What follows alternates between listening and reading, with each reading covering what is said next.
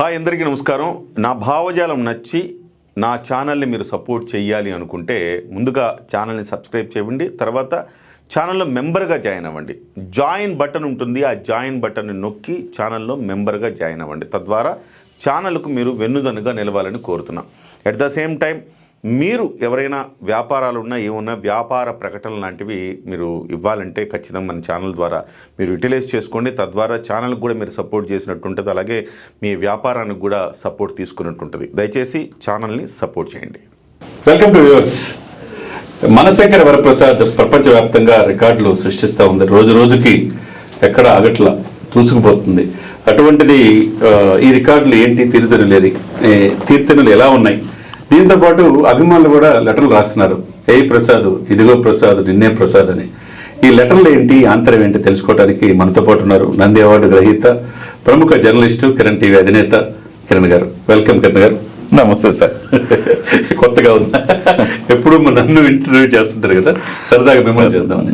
ఎలా చూస్తారు ఒక అభిమాని ఇలా? ఎందుకంటే సక్సెస్ 12వ తారీఖు నుంచి అప్రతిహాతంగా విజయ యాత్ర దూసుకుపోతా ఉన్నారు. 70 సంవత్సరాల వయసులో 40 సంవత్సరాల కుర్రోళ్ళలాగా మనశేఖర వరప్రసాద్. ఈ రోజు కలెక్షన్స్ 250 కోట్లకు వచ్చేసింది. రేపు మాపు 500 కోట్ల క్లబ్లోకి వెళ్ళిపోతుంది. అభిమానులు ఇట్లా అభిమానంతో, ఏం బాబు నువ్వు 70 సంవత్సరాల వయసులో ఇలా చేస్తూ ఉంటే మాకు 50 సంవత్సరాలకు హాస్పిటల్ చుట్టూ తిరగాల్సి వస్తుంది, ఏంది మమ్మల్ని ఏం చేయాలనుకుంటున్నావు అని ఆప్యాయతగా ఆయన మీద అభిమానంతో ఆయన స్టెప్పులు చూసి ఆ అభిమానులు రాసే లెటర్ పట్ల మీ అభిప్రాయం అంటారు? మీ మనవాళ్ళతో మీరున్న వీడియోలు దయచేసి పెట్టద్దు. వాళ్ళు మిమ్మల్ని తాతయ్య అంటే మేము తట్టుకోలేము. ఆ వీడియోలు మాత్రం దయచేసి పోస్ట్ చేయదు పబ్లిక్ గా అంటున్నారు. అంటే సార్ అభిమానం సార్, గుండెల్లో గూడు కట్టుకున్న అభిమానం. మీరు చూడండి, వింటేజ్ చిరంజీవి గారిని చూడటానికి వింటేజ్ డేస్లు వచ్చేసినాయి సార్. వింటేజ్ డేస్ వచ్చినాయి. మీరు చూడండి, అప్పట్లో చిన్నతనాల్లో మనం సినిమా థియేటర్లకు వెళ్ళేటప్పుడు బి సెంటర్లో, సి సెంటర్లలో కుర్చీలు సరిపోక బయట నుంచి కుర్చీలు తెచ్చేసుకునేవాళ్ళు. Plastic chairs వేసుకునేవాళ్ళు. ఎందుకంటే జనం ఎక్కువైపోయారు. క్రౌడ్ని తట్టుకోలేక మేము చూడాల్సిందే సినిమా అంటే సపరేట్గా రికమెండేషన్ మీద సపరేట్గా చైర్స్ తెచ్చి వాళ్ళకి వేసి సినిమా చూపించేవాళ్ళు. ఆ రోజులు మళ్ళీ వచ్చినాయి సార్. సినిమా థియేటర్లో పిల్లలు కాదు, పెద్దలు కాదు, వయసుతో నిమిత్తం లేకుండా హుక్కు స్టెప్పులు వేస్తున్నారు సార్. ఇట్లా మొబైల్ ఇలా తిప్పుకొని ఆ రోజులు వచ్చినాయి సార్. కట్టుకుని ఫ్యామిలీ సకుటుంబ సపరివార సమేతంగా సినిమాలకు వెళ్ళే రోజులు మళ్ళీ వచ్చినాయి సార్. తీసుకొచ్చాడు ఆయన. థియేటర్ల దాకా జనాన్ని తీసుకొచ్చాడు సార్. ఓటీటీల్లో ఏదో ఒక సినిమా చూసుకుంటే సరిపోద్ది కదా, సరదాగా మనం ఏదైనా టూరో షికారో వెళదాం అనుకునే కాదు. మనశంకర వరప్రసాద్కి వెళ్ళాల్సిందే మనం. ఆయన వచ్చాడు, మనం వెళ్ళాలి. ఐబొమ్మ అవసరం లేదని చెప్పారు. ఇక ఐబొమ్మ లేదు, ఇంకోటి లేదు. ఇంకొక మీకు విచిత్రమైన విషయం చెప్పనా సార్? సినిమా వచ్చిన రోజే మీకు తెలుగు రూల్స్, తమిళ రూల్స్ ఏదో ఉంటది కదా సార్. రాకర్స్, తమిళ్ రాకర్స్ ఇట్లా ఏవో ఉంటాయి సైడ్స్. వాటిలో సినిమా వచ్చేసింది సార్. కానీ ఎప్పుడు చూడలేదు. థియేటర్లోనే చూస్తారు. థియేటర్కి ఇది ఒక పిక్నిక్ లాగా వెళుతున్నారు సార్. ఇది ఒక టూర్ లాగా వెళుతున్నారు. కుటుంబం వెళ్తుంది సార్. ఇది మనం చిన్నతనంలోనే చూసేవాళ్ళం సార్. ఇంకొకటి, పల్లెటూర్ల నుంచి ఈ టెంపోలు, ఈ లారీలు, చిన్న ట్రాక్టర్లు ఉంటుంది. ట్రాక్టర్లలో గుంపులుగా వస్తున్నారు సార్ జనం. తిరునాళ్ళకి వెళ్తుంటారు. ఆడవాళ్ళు లేదు, మగవాళ్ళు. 2-3 వీడియోలు చూసాను సార్. ఒక తల్లి ఇవన్నీ పేపర్లు చించుతుంటది. అమ్మా ఏందమ్మా అన్ని పేపర్లు చించేస్తున్నావు అంటాడు కొడుకు.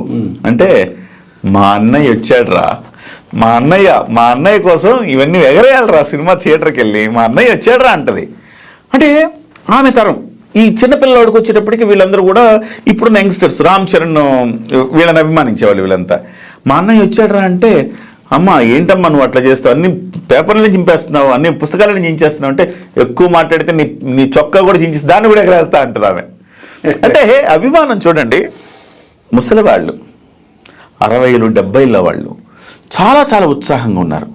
ఆడవాళ్ళు అయితే సార్ పైకి నిచ్చెనలు ఎక్కి ఆయన పోస్టర్కి దండలేసి పాలాభిషేకం చేస్తున్నారు. ఇవన్నీ మగవాళ్ళు అయితే ముద్దులు పెట్టుకుంటున్నారు. ఎక్కడ పడితే అక్కడ డాన్సులు వేస్తున్నారు సార్. ఒక తిరణాల ఒక పండుగ, ఒక సంరంభం వస్తే ఎలా ఉంటుందో మనశంకర వరప్రసాద్ చూపించింది సార్.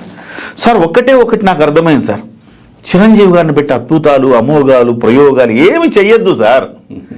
చిరంజీవి గారిని మంచిగా చూపిస్తే సార్, ఆయనకి కేక్ వాక్ లాంటి పాత్రల్లో ఆయన చూపిస్తే చాలు సార్. కొత్తగా గొప్పగా ఏమీ చేయక్కర్లా, ఆయన చూడ్డానికి వస్తారు సార్ థియేటర్కి. ఇంతకు మించి ఏమి ఎక్స్పెక్ట్ చేయరు జనం. మా అన్నయ్యని చూసాం, ఒక్కొక్కరికి ఎంత అభిమానం సార్.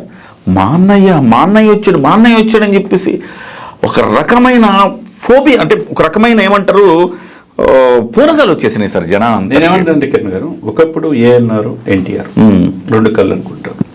ఆ తర్వాత కృష్ణరాజు, శోభన్ బాబు వాళ్ళు ముందడుగు సినిమా తీశారు. శోభన్ బాబు, కృష్ణ గారు వాళ్ళకున్న థియేటర్లు అంతా ఒక ఎత్తు అయితే వాళ్ళకి వచ్చిన థియేటర్లో అయితే చిరంజీవి గారు కూడా చేశారు సినిమా. ఆ థియేటర్లో ఒక ఎత్తు. వాళ్ళిద్దరూ కలిసి తీసిన సినిమా కంటే ఈయన సినిమా రిలీజ్ అయినప్పుడు వచ్చిన థియేటర్ల సంఖ్య పెరిగిపోయింది. ట్రేడ్ వర్గాలు కూడా ఆశ్చర్యపోయింది, ఏంటి అసలు ఇంత చిరంజీవి అని. ఖైదీ ద్వారా ఆ అప్రతిహాతంగా దాదాపు 15 సంవత్సరాలు నెంబర్ 1 అయిపోయాడు. త్రినేత్రుడుగా 3వ కన్ను ఇండస్ట్రీకి చిరంజీవి అయ్యాడు. ఈ జర్నీలో మీరు కూడా చూస్తుంటారు, 1978 ప్రాణం ఖరీదు నుంచి ఇప్పటి వరకు దాదాపు ఈ 5 దశాబ్దాల్లో ఆయన ఎదిగిన తీరు, ఆనాటి కరాణ మొగుడు, ఆనాటి రౌడీ అల్లుడు, ఆనాటి జగదేక వీరుడతలకు సుందరి, ఆనాటి ఇముడుకు మొగుడు, ఇప్పుడు వరప్రసాద్లో చూసుకుంటున్నారు. మరి ఏమంటారు మీరు? ఇంకొక కీలకమైన అంశం సార్, ఇవాళున్న యంగ్ జెన్ జీకి చిరంజీవి అంటే తెలియదు సార్. ఎందుకు తెలియదంటే 2006, 2007 ఆయన చివరి సినిమా సార్ శంకర్ దాదా జిందాబాద్. దాదాపు దశాబ్దం తర్వాత ఆయన మళ్ళీ ప్రజారాజ్యం తెర మీదకి వచ్చాడు. ఖైదీ నెంబర్ 150. అంటే 2026 అంటే అప్పటికి ఒక 4 ఏళ్ళు 5 ఏళ్ళు ఉన్న పిల్లవాడికి ఇవాళ 25 ఏళ్ళు సార్. చిరంజీవి గారి విశ్వరూపాన్ని 25 ఏళ్ళు 20 ఏళ్ళు 25 ఏళ్ళు చూడలేదు సార్. చిరంజీవి గారి విశ్వరూపాన్ని చూడలేదు సార్ వీళ్ళు. ఆ విశ్వరూపం ఆయనలో ఎన్ని కోణాలు ఉంటుంది ఎవరు చూడలేదు సార్. ఖైదీ నెంబర్ 150 వచ్చింది. ఒక రకంగా చెప్పాలంటే ఆ విశ్వరూపాన్ని కొంచెం టచ్ చేశాడు. ఎక్కడ వాల్తేరు వీరయ్యలో బ్రహ్మాండంగా తీశాడు సార్. అసలు గూస్ బంప్స్ వస్తాయి సార్, ఇంటర్వెల్ సీన్కి అట్లా గూస్ బంప్స్ వస్తాయి వాల్తేరు వీరయ్యకి. కరెక్ట్గా ఆ సినిమా అప్పుడు చూపించాడు సార్. 3 ఏళ్ళు అయింది సార్. 2023 జనవరిలో వాల్తేరు వీరయ్య ప్రభంజనం సృష్టించింది. దురదృష్టవశాత్తు ఆ తరహా సినిమాలు పళ్ళ మళ్ళీ ఇవాళ పడింది. ఇందులో వింటేజ్ చిరంజీవి అంటే వీళ్ళందరూ సార్ పిల్లల్ని తీసుకొని సినిమాలకు వెళ్తున్నారు సార్. వెళ్తుంటే ఈ జంజీ యువతకి ఎందుకు ఆయన్ని మెగాస్టార్ అంటాడు, ఎందుకు ఆయన టాప్ లెజెండరీ ఎందుకు అయ్యాడు, దేశంలోనే ద బెస్ట్ ఎందుకు ఆయనకి గిన్నిస్ రికార్డు డాన్సులో ఎందుకు వచ్చింది, ఇవన్నీ ఇప్పుడు జంజీ యువత ఆయన గురించి తెలుసుకుంటుంది సార్. సార్ జంజీ యువత ఇప్పుడు తెలుసు. నిజంగా వాళ్ళకి చిరంజీవి గారు ఎక్కితే సార్ ఇక ఆయన ఆపేవాడు ఎవడు ఉండడు సార్. మళ్ళీ ఈ కుర్రోళ్ళు కొట్టే రికార్డులన్నింటినీ తుడిచిపెట్టేస్తాడు. ఆల్రెడీ ఆయన కొట్టేస్తున్నాడు. ఇప్పటికి ఆల్రెడీ ఆయన 400 కోట్లు 500 కోట్లకి వెళ్ళే అవకాశం ఉందని అంచనాలు నడుస్తున్నాయి సార్. ఇప్పటికే 5 రోజులకి 226 కోట్లు సార్. శనివారం ఆదివారం కలిపితే సార్ మీకు 300 కోట్లు క్రాస్ చేస్తుంది. ఒక రీజనల్ లాంగ్వేజ్ ఫిల్మ్ 300 కోట్లు అంటే ఇవాళ మనకున్న రికార్డు ఓజీ తర్వాత సంక్రాంతికి వస్తున్నాం. ఈ రెండింటిని కొట్టేస్తున్నాడు సార్ ఆయన. కొట్టేసి 400 కోట్లు 500 కోట్లకి వెళ్తే మళ్ళీ రీజనల్ ఫిల్మ్ మళ్ళీ ఆ స్థాయి అందుకోవటం కష్టమే. మళ్ళీ ఆయన రికార్డులు ఆయనే బద్దలు కొట్టాలి.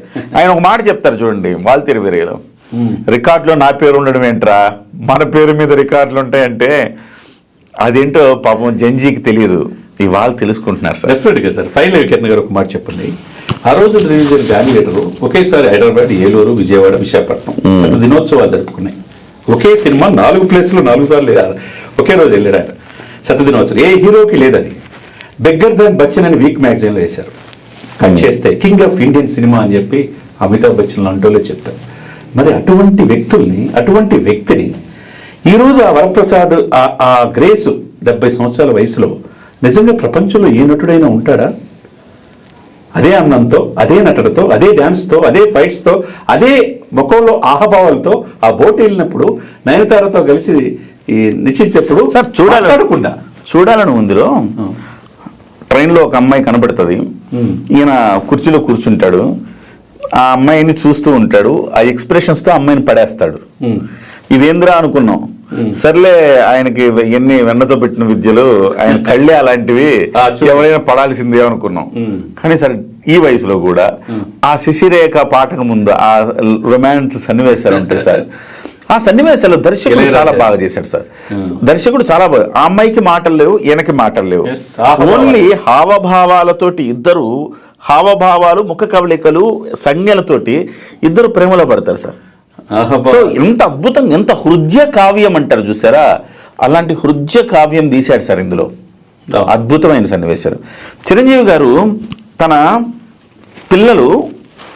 పిల్లలకి తన తండ్రి అని తెలియనప్పుడు మీరే మా నాన్న అయితే ఎంత బాగుండు అని వాళ్ళ పాప అంటారు సార్.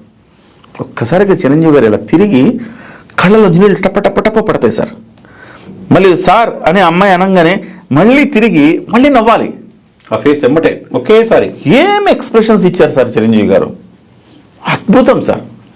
ఎక్కడి నుంచి, ఎందుకు సార్ ఆయన మెగాస్టార్ అంటారు, ఎందుకు కదా సార్ ఆయన మెగాస్టార్ అంటారు? ఇప్పుడు వరకు అనిల్ రావిపూడి లాగా ఎవరు ఆయనలో ఉన్న ఇది తీసుకురాలేకపోయారు. ఆయనలో ఉన్న బాబీ తీశాడు సార్, ఈయన కొత్త కోణం తీశాడు. బాబీ తీసింది అదొక యాక్షన్ డ్రామా, మంచిగా ఫెరోషియస్ క్యారెక్టర్ అది. ఇక్కడ ఈయన తీసింది నెక్స్ట్ జానర్, చంటబ్బాయి, రౌడీ అల్లుడు, ఇలాంటి జానర్లోకి ఈయన తీసుకొచ్చాడు. సో ఏ జానర్ అయినా ఆయనకి ఇస్తే జనరల్గానే కుమ్మేస్తారు.